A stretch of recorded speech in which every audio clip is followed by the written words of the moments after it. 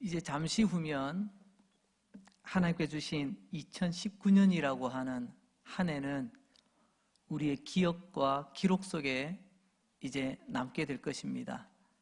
그리고 다가오는 새해를 이제는 몸소 경험하며 달려가게 될 것입니다. 오늘 하루도 한 번도 경험하지 못한 새날이지만 내년 새해도 한 번도 경험하지 못했던 새해일 것입니다. 하지만 하나님 함께 하시면 걱정할 게 하나도 없을 줄 믿습니다. 올해의 마지막 시간을 함께 모여서 하나님을 예배할 수 있다는 것, 그리고 다가오는 새해의 첫 시간을 또 함께 모여서 예배할 수 있다는 것, 이 얼마나 큰 기쁨이요 우리에게는 복인지 모르겠습니다.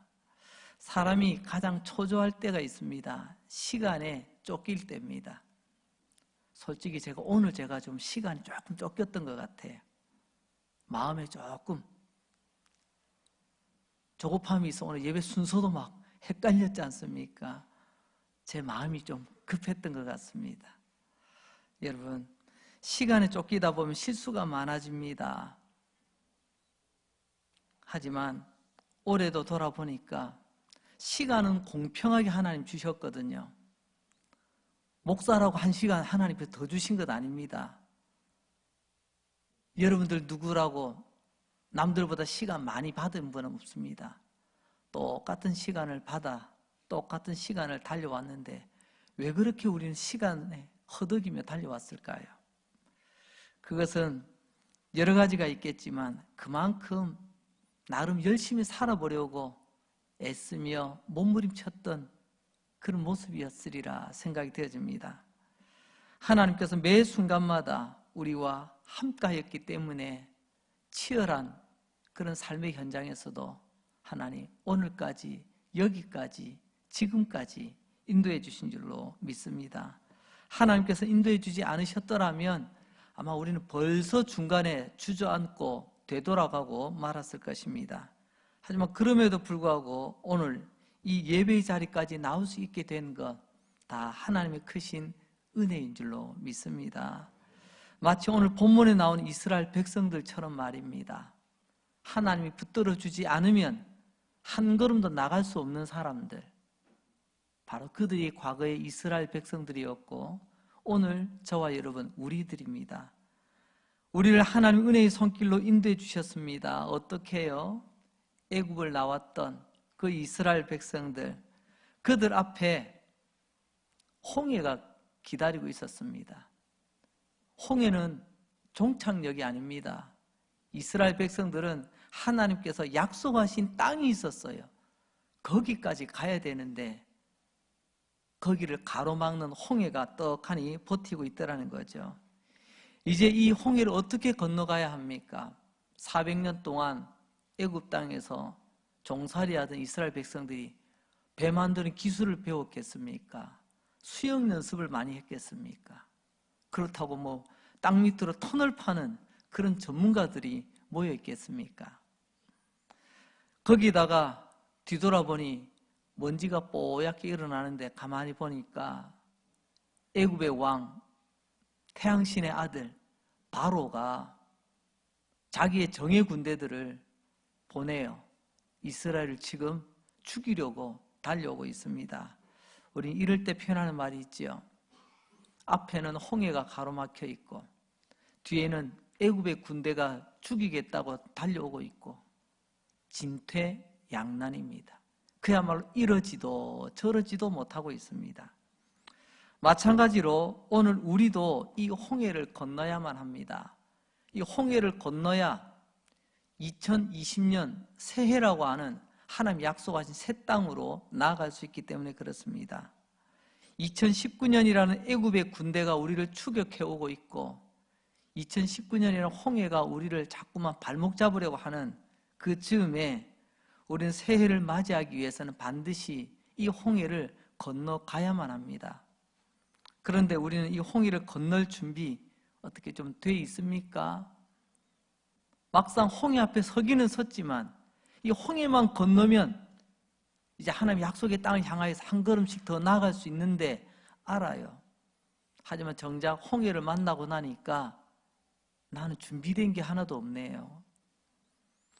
사람은 준비하지 못한 그런 상황에서 뭔가를 만나게 되면 굉장히 긴장하고 더 나아가서는 두렵습니다. 준비된 사람에게는 가슴 설레이겠지만 준비되지 않은 사람에게는 두려운 날입니다. 막연한 내일을 우리는 걱정할 수밖에 없고, 특히 올해같이 새해에도 한 치 앞도 내다보지 못할 그런 불확실한 그런 길들을 걸어가야 된다고 생각하면 새해가 마냥 좋지만은 않은 것 같습니다. 누군가는 이런 말을 했죠. 한 번도 경험해 보지 못한 세상을 보여주겠노라고. 실제로 지난 한 해 우리는 과거에 한 번도 경험하지 못했던 참 많고 많은 일들을 마지막까지 보았습니다. 근데 이게 끝이 아니더라는 거죠. 앞으로 새해에도 더 우리는 한 번도 경험하지 못한 그런 날들을 보면서 기뻐하고 즐거워하기는커녕 우리는 몹시 당혹스러울 것입니다. 오늘도 몇몇 분과 함께 차를 타고 가던 길에 이런 이야기를 드렸습니다. 제가 강릉에 온 지가 한 10년째 되는데요. 제가 10년 동안 12월, 이제 오늘이 지나면 잠시 뒤면 새해가 되는데 12월에 차에 스노우 타이어를 교체하지 않고 지나가 보기는 올해가 처음이라고 말씀을 드렸습니다. 왜요? 분명히 10년 전에 제가 여러분 앞에 찾아올 때는요, 이삿짐 푸는 그날 아침 생각납니다. 그날 45cm 눈 내렸거든요. 온 세상이 하였습니다. 그 다음에는요, 와, 100년 만에 최고 적설량을 나타내던 그 해였습니다. 그런데 몇 년이 안 지나서요, 아니 12월이 어저께 아침에는 좀 쌀쌀했습니다만은 이런 날이 있었나요? 뭐 크게 춥지 않아서 불편하지는 않습니다만은 그래도 왠지 좀 마음이 편하지가 않습니다. 아니 겨울이 왜 이래? 아니 강원도 강릉에서 왜 이렇게 눈 보기가 힘들어? 기상이 이변이 생기고 여러 가지 이유들이 있다고 다들 이야기는 합니다만은 여러분 기상만이 문제가 아닙니다. 정말 한 번도 경험하지 못한 일들이 우리 주변에 너무나 많이 있잖아요. 그래서 우리는 긴장할 수밖에 없고 내일을 향해서 새해를 향해서 발을 내딛기가 몹시 두려운 것입니다. 그런 가운데 오늘 출애굽기 14장 10절 말씀을 보면 이스라엘 자손의 상태를 우리에게 이렇게 말씀해 주고 있습니다. 출애굽기 14장 10절 말씀, 이스라엘 자손이 심히 두려워하여 여호와께 부르짖었다. 여러분 송구 영신 예배를 드리고 있지만 여러분 그때 이스라엘의 그 심정이 오늘 우리의 심정하고 너무 비슷하지 않습니까? 가기는 가야 되겠는데 당장 앞에 뭐가 있는지도 모르겠고 지나간 한 해에 그 끈질긴 손이 자꾸만 따라오고 있습니다. 우리를 앞으로 못 가게 하려고 말입니다. 자꾸만 붙들어 두려고, 자꾸만 뒤돌아보고 과거에 묶여서 살아가도록 우리를 자꾸만 끈질기게 따라오고 있습니다. 그때 이스라엘 자손이 심히 두려워하던 모습, 이스라엘 백성들은 홍해 앞에서 두려움으로 떨고 있었습니다. 쫓아오는 이대로 그냥 보낼 수는 없다고 살기등등하게 달려오는 바로의 군대 때문에 그들은 억장이 무너지는 듯 했을 것입니다. 한마디로 말하면 앞서 말씀드렸지요. 조급해지면 판단력을 잃어버린다고요. 지금 이스라엘 사람들이 딱 그렇습니다. 마음이 조급하니까 그만 분별력, 판단력을 잃어버리고 맙니다. 내가 누구인지, 우리가 지금 어디서 와서 어디로 가야 되는지 방향을 완전히 잃어버려요. 오늘 이후에 이스라엘 백성들이 하는 말들이 다 그렇습니다. 우리가 누구죠? 하나님을 예배하는 하나님의 백성들인데, 하나님을 섬겨야 될 사람들인데, 그들은 바로를 섬기겠노라 하고요. 하나님의 약속을 따라 약속의 땅을 향해서 가야 되는데, 나는 곧 죽어도 나는 애굽에서 죽는 게 차라리 낫다고. 이들은 홍해를 건널 수가 없습니다. 이런 마음 상태로는 우리는 새해를 맞을 수가 없는 것이죠. 그때 모세는 그들에게 이렇게 말을 합니다. 출애굽기 14장 13절 말씀입니다. 너희는 두려워 말고 가만히 서서 여호와께서 오늘날 너희를 위하여 행하시는 구원을 보라. 너희가 오늘 본 애굽 사람을 또다시는 영원히 보지 못하리라. 오늘 송구영신 예배를 드린 여러분 가운데 홍해 앞에 선 이스라엘 백성들처럼 다가오는 새해가 기대되고 설레이는 새해가 아니라 혹시 가슴 졸이며 맞을 수밖에 없는 그런 분들이 계시다면 오늘 이스라엘에게 보여주시는 구원의 역사를 말씀 가운데 약속 가운데 오늘도 경험하시는 복된 이 시간 되시기를 바랍니다. 우리 앞날 새해에 하나님께서 말씀하시죠. 나 대신, 우리 대신 하나님이 싸워주신답니다. 왜 내가 걱정했죠? 왜 내가 불안했죠? 왜 내가 힘들게 새해를 바라보죠? 내가 하려고 하니까, 내가 그거 해결해야 된다고 생각하니까 그야말로 나는 아무것도 할 수 없는 것을 알기 때문에 그래서 걱정이 된 것 아니겠습니까? 새해에는 하나님께서 행하시는 일들, 하나님의 행하심의 그 흔적과 열매들을 날마다 경험하시는 주의 백성들 되시길 바랍니다. 지금까지 애국 군대처럼 참 끈질기게도 따라다니던 우리를 괴롭히던 문제들이 사라지는 새해가 되시길 바랍니다. 질질 끌고 오던 지금까지 해결되지 못했던 내 삶의 어려운 문제들, 난제들이 해결되어지고 우리를 두렵게 하고 우리로 하여금 걱정을 끼치게 만들었던 모든 삶의 걸림돌들이 하나님 앞에서 디딤돌로 변하는 역사가 있기를 바랍니다. 이런 복되고 소망스러운 그런 새해, 우리의 앞날을 향해서 어떤 마음으로 달려가야 될까? 오늘 이 시간에는 세 가지로 말씀을 드리려고 합니다. 첫 번째는요, 태산 같은 문제도 티끌처럼 보기를 바랍니다. 한 해를 살아오면서 우리는 수많은 문제들과 부딪혔죠. 새해에는 어쩌면 더 크고 더 많은 문제들이 기다리고 있을 것입니다. 하지만 우리가 분명히 알아야 될 것, 여러분, 그 문제 때문에, 모든 문제들 때문에 내가 잘못되는 게 아니라는 겁니다. 환경 탓할 것 없습니다. 누구 탓할 것 없다는 거죠. 그 문제들이 우리를 망하게 하는 것이 아닙니다. 오히려 그것이 우리를 더 강하게 만드는 도구가 되기도 한다는 것입니다. 오히려 그 문제 속에서 우리는 절망하며 주저앉는 것이 아니라 오히려 하나님의 그 인도하심, 하나님께서 행하심을 보고 우리는 기뻐하며 감사하며 하나님을 찬양하게 될 것입니다. 새해에 우리에게 다가올 그 모든 문제들, 태산 같은 문제라 할지라도 어떻게 해요? 티끌처럼 보는 것, 이게 믿음입니다. 근데 믿음 없으면요, 티끌도 태산처럼 보는 거예요. 오늘 그 차이를 보기를 원합니다. 여러분, 무지개 좋아하시죠? 이런 무지개를 보기를 원하시면 각오해야 될 게 하나 있습니다. 이런 비 맞을 거 각오하셔야 됩니다. 비 내리지 않고 무지개를 어떻게 보겠어요? 비 없는 무지개, 그건 환상입니다. 오늘 우리의 삶도 마찬가지죠. 여러분, 문제를 어둡게만 본다면 어찌 문제를 해결해 나갈 수가 있겠습니까? 똑같은 문제도 여러분 밝게 보시고 내 눈으로 보지 마십시오. 내 지식으로 보지 마시고 내 경험으로 보지 마시고 내 느낌, 내 촉으로 보지 마시고 하나님의 눈, 하나님의 마음으로 보시길 바랍니다. 여러분, 골리앗 아시죠? 내 경험상 내가 상대 못합니다. 내가 아는 지식으로 상대 못하잖아요.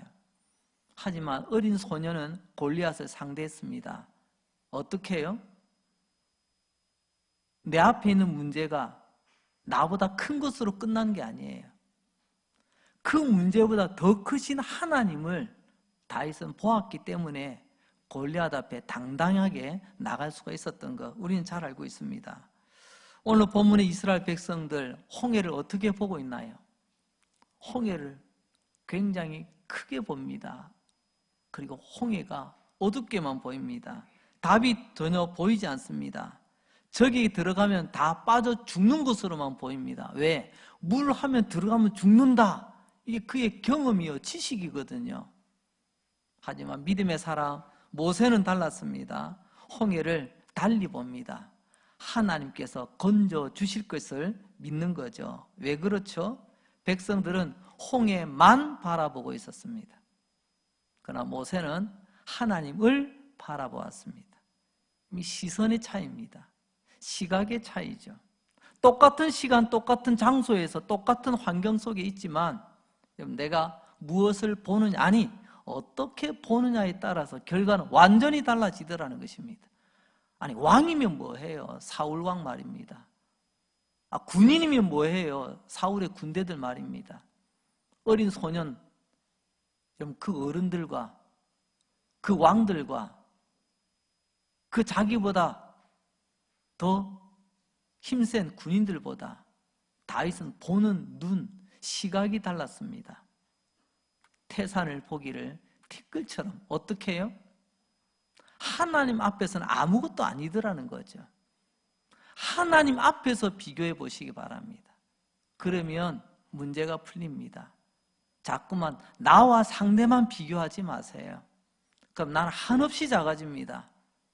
그럼 항상 우리는 문제 앞에서 무릎 꿇고 주저앉고 어쩔 줄 몰라 하는 이 이스라엘 백성들처럼 홍해를 건너야 되는데 건너지 못하고 우물쭈물하는 저들의 모습처럼 남고 말 것입니다. 마가복음 6장에 보면 칠흑 같은 어둠 속에서 예수님의 제자들이 갈릴리 바다를 건너가는 장면이 나옵니다. 근데 하필이면 그 밤에 큰 바람이 일어 풍랑이 일어나서 예수님의 제자들이 우왕좌왕합니다. 이 바다를 건너가야 되는데 가기는커녕 지금 당장 내가 죽게 생겼어. 죽을 지경이에요. 그때 우리 주님 어떻게 계셨죠?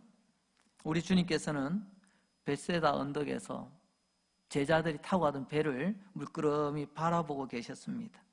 그 말은 곧 구경하고 계셨다는 것이 아니고요, 제자들을 지켜보고 계셨습니다. 무슨 말이죠? 하나님 우리를 지켜보시는 것은 감시하시는 게 아닙니다. 하나님은 우리를 돕기 위하여 늘 살피시는 줄로 믿습니다. 목욕탕에 어린 아이를 데리고 목욕하러 가는 아빠와 아이가 있습니다. 아이가 옆에 있습니다. 아이가 들어오지 못한 뜨거운 그 물통에 들어가서 있습니다. 몸은 물통에 있지만 아빠의 눈길은 언제나 아이를 향해 있습니다. 왜 그럴까요? 아이를 지키고 보호하기 위해서 말입니다. 우리 하나님의 눈길은 항상 우리를 향하고 계신 줄로 믿습니다. 왜요? 우리를 책임지시기 때문에, 우리를 지키시고 보호하시기 위하여.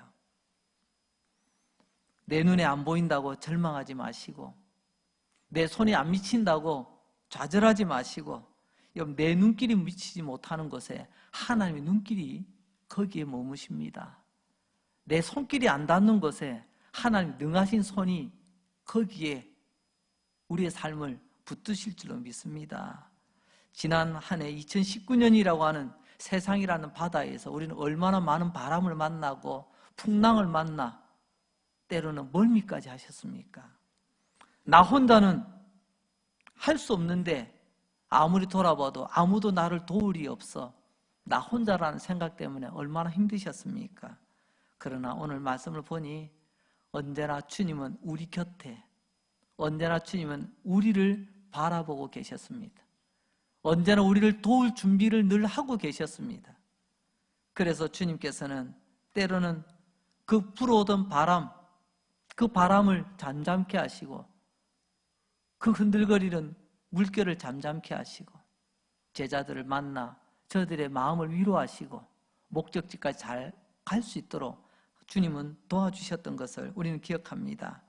그때 주님 하시는 말씀 마가복음 6장 50절 말씀입니다. 주님 이렇게 말씀하시네요. 안심하라. 내니 두려워 말라.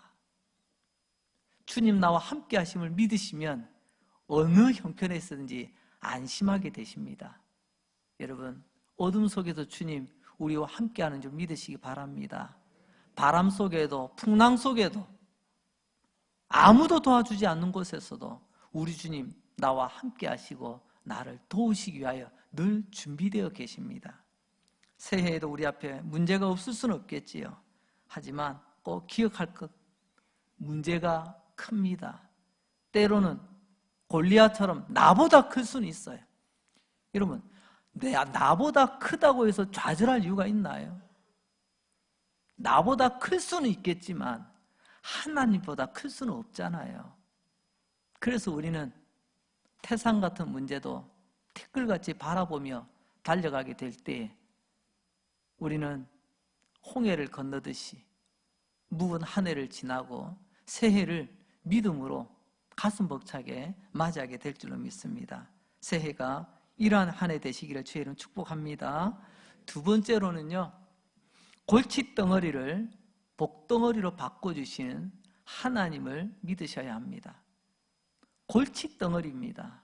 근데 알고 보니까요, 그게 복덩어리라는 것을 미처 몰랐어요.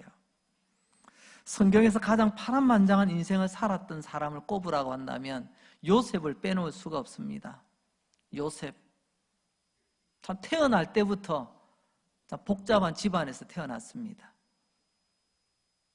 내가 태어나서 이렇게 보니까요, 세상에 형아들이 많이 있는데 엄마가 다른 형들이에요. 그야말로 집안이 좀 굉장히 복잡합니다. 내가 선택한 건 아닌데 내가 태어나서 보니까 환경이 이미 그렇게 조성이 돼 있어요. 아버지께서 나를 유독 사랑해 주십니다. 하지만 그것 때문에 형님들을 나를 몹시 미워하네요. 내가 원한 건 아니지만 원치 않는 미움을 받으며 자랍니다. 어느 날 아버지 심부름을 떠납니다. 아버지 심부름 한 죄밖에 없어요. 근데 형님들은 옳지, 때는 이때다. 저 녀석 아버지가 안 보는 이 광야에서 그냥 땅에 묻어버리자. 죽이자. 형님들 가운데 누군가는 양심이 찔려서, 야, 그래도 그렇지. 어떻게 우리 동생의 피를 흘리게 할 수 있냐. 죽이지는 말자. 그래서 적정선에서 타협을 한 것이, 그러면 내 저 녀석 아버지 사랑 독차지하는 꼴을 못 보니 차라리 노예로 팔아버리자. 못된 사람에게 납치당해서 인신매매 당한 것 아닙니다. 비록 어머니는 다르다 할지라도 한 아버지, 형제라 부를 수 있는 이런 그 가족들로부터 인신매매를 당했습니다. 자기가 가서 보니까 와, 그날에 최고로 힘센 사람, 오늘날로 치면 국방장관의 집에 노예로 팔렸네요. 하지만 거기서도 묵묵히 내게 주어진 일을 다 합니다. 나는 열심히 성실히 정직하게 일했을 뿐입니다. 그러나 주인, 안주인 되시는 분, 사모님이 자꾸만 유혹하길래 그 유혹을 뿌리쳤을 뿐인데, 그것이 오히려 나에게는 글쎄요, 오늘 우리 현대 법으로 치자면 성추행이라고 해야 될까요? 아니면 뭐 다른 죄목을 더 붙여야 될까요? 그래서 감옥에 억울하게 끌려갑니다. 하지만 거기서도 요셉은 묵묵히 주어진 일에 최선을 다합니다. 참 미련하고, 미련은 이런 사람이 어디 있습니까? 지렁이도 밟으면 꿈틀이라도 하는데 요셉은 꿈틀도 안 했어요. 그러던 가운데 그가 애굽의 총리로 세워지는 그런 기가 막힌 역사를 하나님께서 이루어 가십니다. 그 이후에 그 땅에 풍년과 흉년이 찾아들면서 그 흉년 가운데 그 기근을 피하여 가족들을 애굽으로 불러들입니다. 애굽이 이스라엘 백성들에게는 먼 땅이었지만, 관계가 없는 듯한 땅이었지만, 요셉 때문에 야곱과 그의 나머지 형님들, 또 동생까지 그 일가들이 다 애굽에 모입니다. 70명이 오잖아요. 근데 요셉이 살아있는 동안에 형님들이 마음이 안심이 됐습니다. 야, 이 녀석 여기 와서 대우받는구나. 세상 여기 와서 이 나라의 실세래, 실세. 진짜 그 나라의 왕은 따로 있지만 실질적인 권한은 요셉이 다 가지고 있었거든요. 그래서 요셉 때문에 우리가 지금 이렇게 잘 살게 되었구나. 근데 어느 날 아버지가 돌아가시게 되었습니다. 아니, 형님들이 걱정이 태산입니다. 무슨 걱정일까요? 내가 지난날에 지은 죄가 있거든요.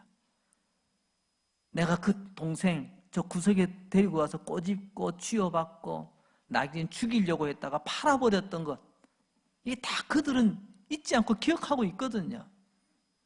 근데 아버지가 있을 때에는 그 아버지가 그래도 든든한 보호막이 되어준 것 같이 여겼는데, 그나마 아버지가 돌아가시고 나면 이제 요셉이 지난날에 그 억울했던 일들, 자기가 당했던 일들 복수할까 봐 전전긍긍합니다.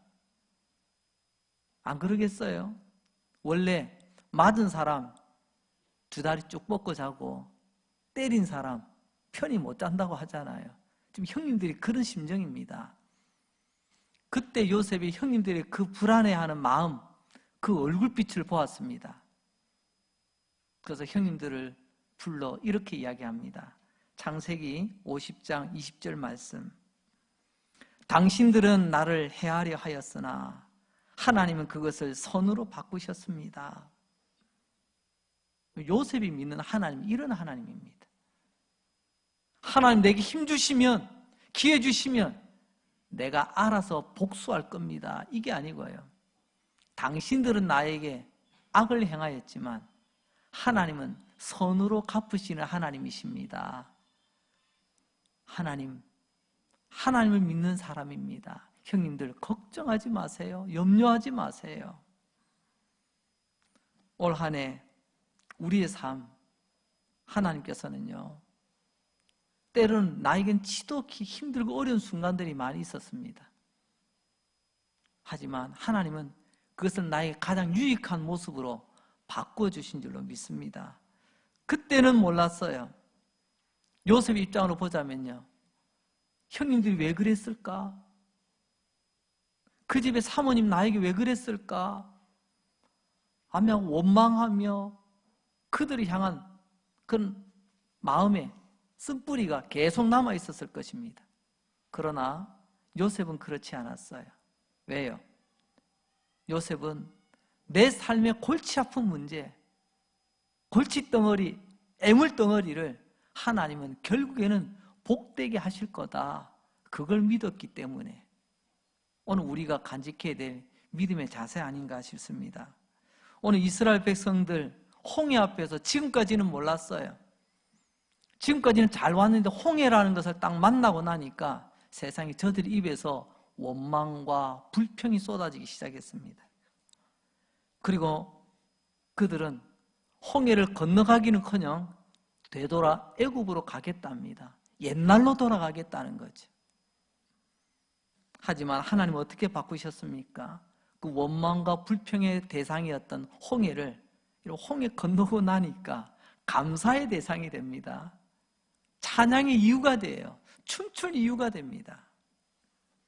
하나님께서는 지금 내 앞에 있는 홍해같이 나를 심히 답답하게 하고 힘들게 하는 내 인생의 홍해, 하나님께서는 우리의 찬송거리로 바꿔주실 줄로 믿습니다. 그걸 오늘 말씀하고 있는 거예요. 말씀을 봅니다. 모세는 이렇게 말하죠. 창세기 14장 13절로 14절입니다.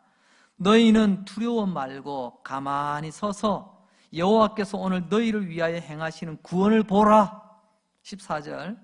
여호와께서 너희를 위하여 싸우시리니 너희는 가만히 있을지니라. 내가 하려고 하니까 나의 무능력을 알거든요. 나의 부족을 알거든요. 그러니까 내 자신이 미워. 나를 여기까지 데리고 온 모세가 미워. 하나님이 원망스러워. 근데 모세가 뭐라고 하죠? 가만히 있어.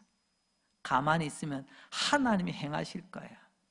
하나님이 앞서 행하시는 것을 모세는 바라보았습니다. 그걸 믿었어요.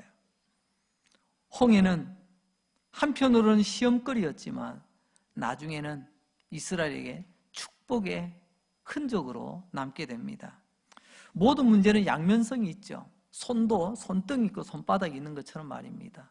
동전도 앞면이 있고 뒷면이 있는 것처럼 말입니다. 근데 문제는 나는 내가 보고 싶은 것만 본다는 거예요.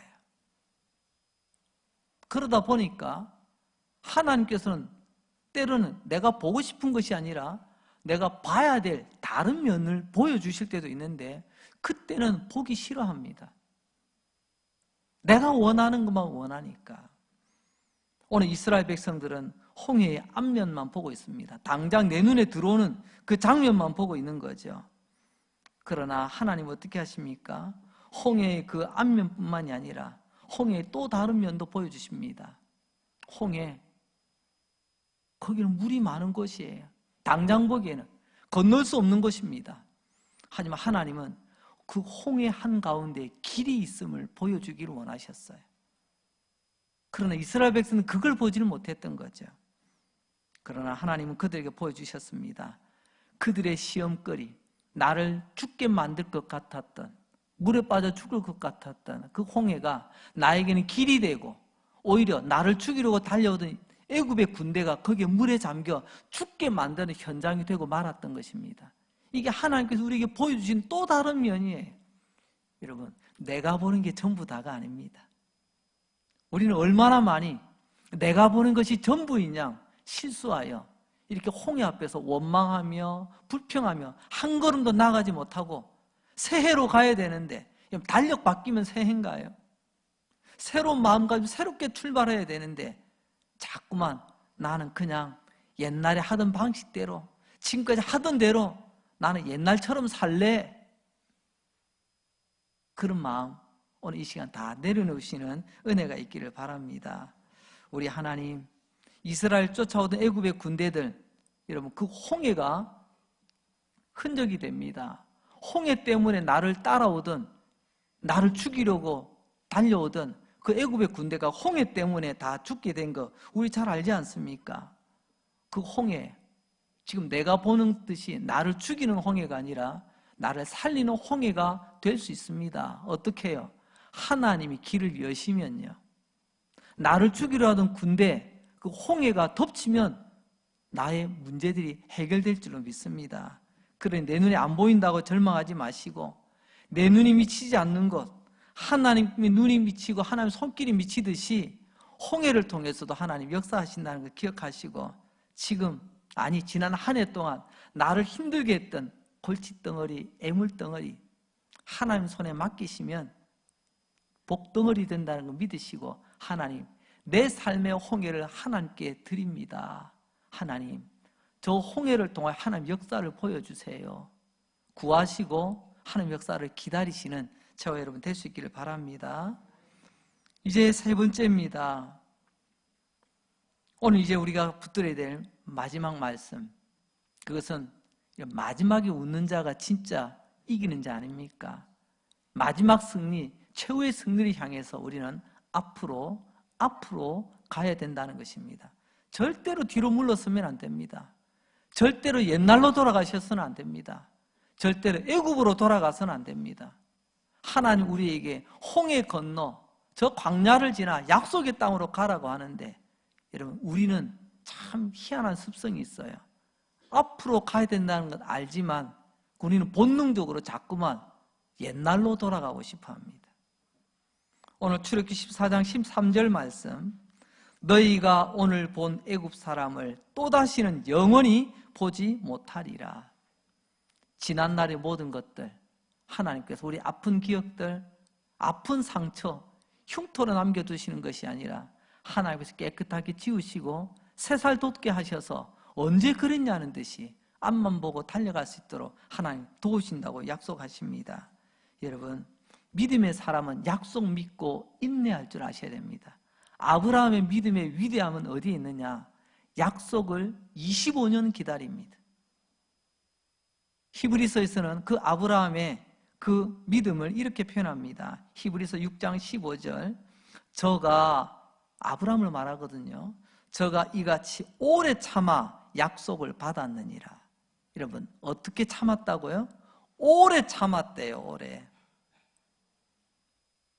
하나님의 약속 이루시는 그날까지 여러분의 믿음의 눈 흔들지 마시고 약속 이루신 그날까지 힘차게 달려가시는 은혜가 있기를 바랍니다. 올 한 해 얼마나 힘들게 바쁘게 분주하게 달려오셨습니까? 하지만 그 가운데서 하나님은 변함없이 저와 여러분 여기까지 인도해 주셨잖아요. 지금까지 여기까지 인도하신 하나님 은혜라고 우리는 노래 불렀잖아요. 다가오는 새해에도 하나님께서 또 다른 우리 안에 감사의 제목, 은혜의 흔적, 축복의 열매 가득 채워주실 줄로 믿습니다. 이제 말씀을 맺습니다. 우리 앞에 이제 새해가 시작되었습니다. 제가 지금 시계를 보고 있거든요. 우리 시계로 12시 3분입니다. 할렐루야, 새해가 왔습니다. 이미 이제 우리는 2020년 사람이에요. 이 새해가 내 손에 있는 것이 아니라 하나님의 손에 달려있는 줄 믿으시기 바랍니다. 홍해를 건넌 이스라엘 백성들처럼 믿음으로 2020년이라고 하는 새해를 향해 지난 과거의 끈들, 과거에 우리를 묶고 있던 홍해를 지나 힘차게 달려가시는 저와 여러분 될 수 있기를 바랍니다. 기도하겠습니다. 하나님 아버지 감사합니다. 하나님의 은혜로 지난 한 해를 달려오게 하시고, 그러나 하나님의 약속의 땅을 향하여 나아가는 새해를 앞두고 마치 홍해 앞에 있던 이스라엘 백성들처럼 우리의 마음이 무너지는 경우들도 많이 있습니다. 우리의 믿음 없음을 불쌍히 여겨 주시옵소서. 우리 앞에 펼쳐진 하나님 새롭게 열어진 이 새해가 내 손에 달려있는 것이 아니라 하나님의 손에 달려있음을 믿고 달려가는 한 해 되게 하여 주시옵소서. 하나님의 손, 구원의 손, 응답의 손, 능력의 손, 해결하시는 손인 줄로 믿습니다.